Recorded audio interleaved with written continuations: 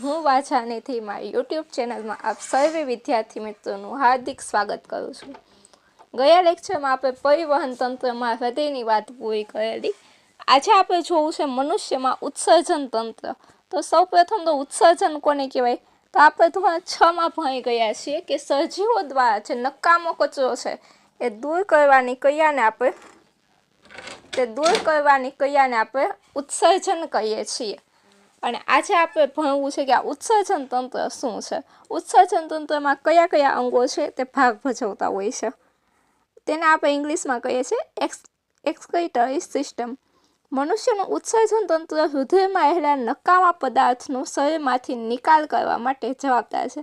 આપણે શરીરમાં રહેલા નકામા જે પદાર્થો છે તેનો નિકાલ કરવા માટેનું મહત્વનું તંત્ર એટલે કે ઉત્સર્જન તંત્ર।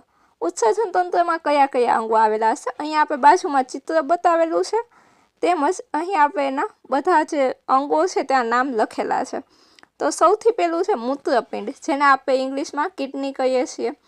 મૂત્રપિંડ જો જે આ વાળના આકાર જેવું આપણને દેખાય છે અહીંયા સાઈડમાં રેડ કલરનું, જેને આપણે શું કહીએ છીએ? મૂત્રપિંડ કહીએ છીએ, અને ઇંગ્લિશમાં આપણે એને કિડની કહીએ છીએ। તે શું કામ કરે છે? તો કે મૂત્રપિંડની રુધિર કેશિકાઓ દ્વારા રુધિરનું ગાળણ થાય છે, ઉપયોગી પદાર્થોનું રુધિરમાં ફરીથી શોષણ થાય અને નકામા પદાર્થો છે તે મૂત્ર સ્વરૂપે બહાર નીકળે છે। મૂત્રવાહિની, તો કે મૂત્રપિંડમાંથી મૂત્ર નળી જઈ મૂત્રવાહિની દ્વારા મૂત્રાશયમાં જાય છે। હવે આ મૂત્રપિંડ છે અહીંયાથી જે જોડાયેલું છે, આ બાજુમાં જે નળી જેવી દેખાય છે તેને આપણે કહીએ છીએ મૂત્રવાહિની। મૂત્રપિંડ અને મૂત્રાશયને જોડતી જે નળી છે એને આપણે શું કહીએ છીએ? મૂત્રવાહિની કહીએ છીએ। મૂત્રવાહિની કરશે શું? મૂત્રપિંડમાંથી મૂત્ર લઈ અને આ જે નીચેનો ભાગ આપણને અહીંયા દેખાય છે જેને આપણે કહીએ છીએ મૂત્રાશય। આ કોથળી જેવો જે ભાગ અહીંયા આપણને દેખાય છે તે મૂત્રાશય છે, જ્યાં મૂત્રનો સંગ્રહ થાય છે। ત્યાં સુધી પહોંચાડવાનું કામ મૂત્રવાહિની કરતું હશે, જેને આપણે યુરેટર્સ કહીએ છીએ। મૂત્રાશયમાં શું થાય છે? માત્ર મૂત્રનો સંગ્રહ થાય છે, એટલે કે મૂત્ર છે એ અમુક સમય સુધી ત્યાં સચવાય છે, જ્યાં સુધી નિકાલ ન થાય ત્યાં સુધી મૂત્રનો સંગ્રહ કોણ કરશે? મૂત્રાશય કરશે। ત્યારબાદ આપણા મૂત્રની રચનામાં શું શું હોય છે તે જોઈએ। તો કે એક પુખ્ત વ્યક્તિ છે એ આશરે 1 થી 1.8 લીટર જેટલું મૂત્ર છે એ 24 કલાકમાં બહાર કાઢે છે। કોઈ પણ પુખ્ત વ્યક્તિ મીન્સ કે જે નાના બાળકો અને વૃદ્ધ સિવાયના જે લોકો છે એને આપણે પુખ્ત વ્યક્તિમાં લઈએ છીએ। અને રોજનું ડેઈલી 24 કલાકમાં કેટલું? તો કે 1 થી 1.8 લીટર જેટલું મૂત્ર છે તેનો ત્યાગ થાય છે। મૂત્રની રચનામાં શું શું હોય છે? તો કે મૂત્રની રચનામાં 95% પાણી અને 2.5% યુરિયા અને 2.5% બીજા નકામા દ્રવ્યો આવેલા હશે। તો ઘણી વખત આપણને મૂત્રની રચના એક માર્કમાં પૂછાય, અથવા તો એવું પણ પૂછાય કે કેટલું મૂત્ર 24 કલાકમાં નીકળે છે? તો કે 1 થી 1.8 લીટર જેટલું। અને મૂત્રની રચનામાં શું હોય છે? 95% પાણી, 2.5% યુરિયા અને 2.5% બીજા નકામા દ્રવ્યો। ત્યારબાદ આપણને પરસેવાની વાત કરે છે કે પરસેવો શું છે? તો કે ઉનાળામાં ગરમ દિવસોમાં આપણને પરસેવો થાય છે। પરસેવામાં શું હોય છે? પાણી અને ક્ષાર હોય છે। પરસેવો આપણા શરીરને ઠંડુ કરવામાં પણ મદદરૂપ થાય છે। માટલામાં પાણી ઠંડુ રહે તે પણ બાષ્પીભવનની, અહીંયા આપણે લખશું બાષ્પોત્સર્જનના કારણે હોય છે। ત્યારબાદ આગળ જોઈએ તો કે પ્રાણીઓમાં ઉત્સર્ગ દ્રવ્યોની વિવિધતા।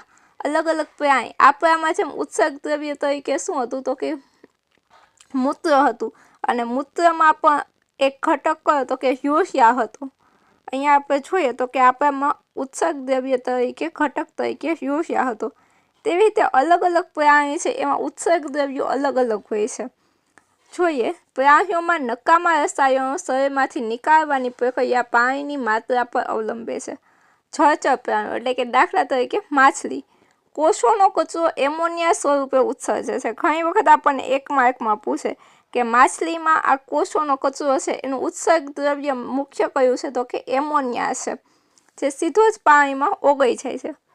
ત્યારબાદ છે ભૂચર પ્રાણીઓ, દાખલા તરીકે પક્ષીઓ છે, ગરોળી છે, સાપ છે, એમાં અર્ધઘન સફેદ રંગનો પદાર્થ યુરિક એસિડ ઉત્સર્જે છે અને મનુષ્યમાં આપણને ખબર છે કે ઉત્સર્ગ દ્રવ્ય તરીકે યુરિયા. તો આપણને ત્રણ વસ્તુ છે એ સરસ આવડતી હોવી જોઈએ. જળચર પ્રાણીમાં એમોનિયા, ભૂચર પ્રાણીમાં યુરિક એસિડ અને મનુષ્યમાં યુરિયા. ત્યારબાદ જોઈએ ડાયાલિસિસ. ડાયાલિસિસ શું છે? તો કે આપણને ઘણી વખત આપણે સાંભળેલું હોય કે ઘણાની કિડની ફેલ થઈ જાય છે. આપણી 2 કિડની હોય છે, 2 મૂત્રપિંડ હોય છે.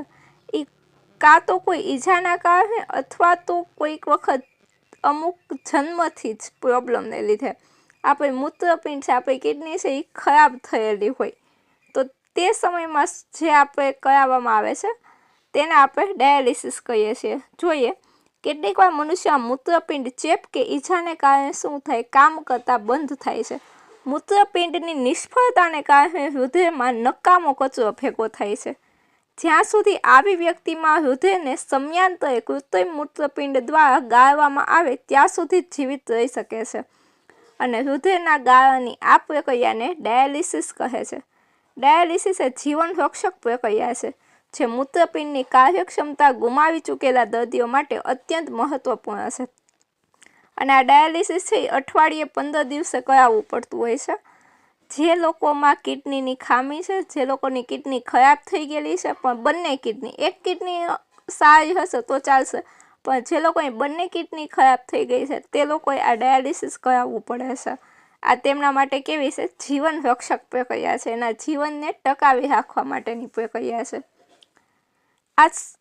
આજનો લેક્ચર અહીં સુધી રાખીએ. તમને લેક્ચર કેવો લાગ્યો તે જરૂરથી કમેન્ટમાં લખજો. ફરી મળીશું આવતા લેક્ચરમાં. આગળ આપણે વનસ્પતિમાં વહન વિશેની વાત કરશું. ઉત્સર્જન તંત્ર તમને કેવું લાગ્યું અને જો કાંઈ પણ પ્રશ્નો હોય તો કમેન્ટમાં લખજો. તમને વિડીયો સારો લાગ્યો, ખરાબ લાગ્યો, તમારા જે પણ પ્રતિભાવો હોય તે વિડીયોમાં નીચે કમેન્ટમાં લખજો. ફરી મળીશું આવતા લેક્ચરમાં. ત્યાં સુધી થેન્ક યુ સો મચ.